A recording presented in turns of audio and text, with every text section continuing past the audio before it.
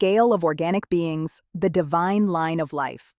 Kardec explains that all organic beings, from the simplest to the most complex, belong to the same great chain of life. This scale is not made of separate steps, but of smooth transitions, where each species is linked to the next by bonds of similarity and continuity. Nature does not make jumps. It evolves gradually, following the laws of physical and spiritual progress established by God. Primitive organisms, invisible to the naked eye, represent the earliest efforts of life toward complexity. From them, more elaborate forms develop: plants, animals, and ultimately the human being, who combines intelligence with moral consciousness. Kardec shows that, along this scale, matter is merely the instrument, and spirit is the guiding principle. Life is a single current, continuously rising from unconsciousness to reason, and from reason to wisdom. Modern biology confirms this continuity through comparative genetics. DNA studies show that all living beings share the same fundamental code. From viruses to humans, the molecules of life obey the same rules of replication and inheritance.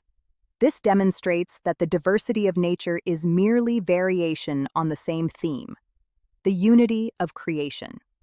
Kardec anticipates this idea by stating that everything is interconnected in nature, from the atom to the archangel.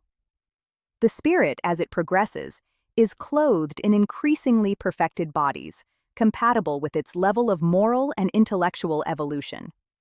Thus, the scale of organic beings is also the scale of the soul, which begins with rudimentary sensitivity and culminates in spiritual consciousness. Darwin's theory of evolution, developed shortly before the Genesis, found a moral complement in spiritism. Darwin described the physical mechanism of natural selection.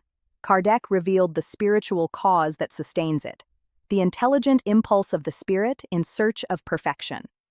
Life is not a product of chance, but of divine will that acts through the laws of nature. Quantum biology adds a new perspective to this harmony.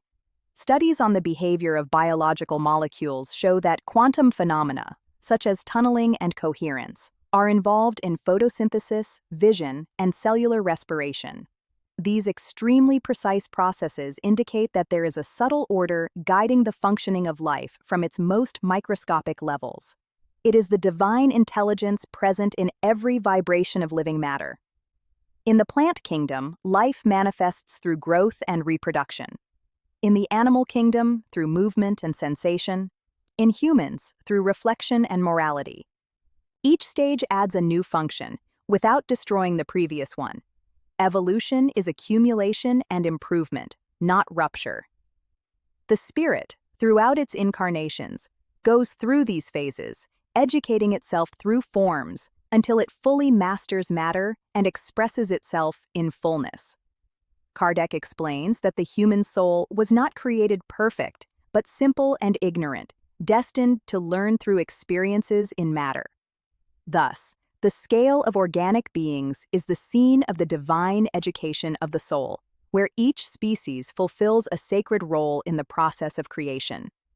The worm that turns the earth, the flower that purifies the air, the man who thinks and loves, all are workers of the same universal plan.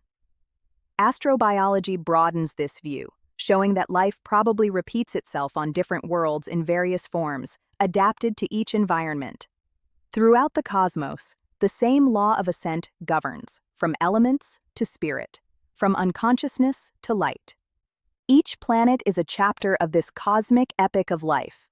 Thus, the scale of organic beings reveals the order and continuity of the divine plan.